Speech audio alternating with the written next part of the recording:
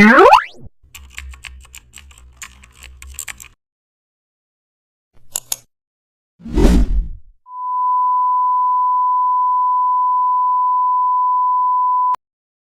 back to the channel. Don't forget to like, share, and subscribe my channel.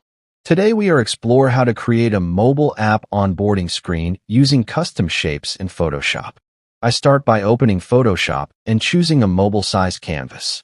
Then I draw a rounded rectangle custom shape as the phone screen base. Now I place circular shapes to represent onboarding illustrations. After that I add small dot shapes at the bottom for progress indicators. Next, I use rectangle shapes to design next and skip buttons. Now I align text and shapes vertically for smooth flow. Then I apply soft gradients to background shapes. After that, I add gentle shadows for depth.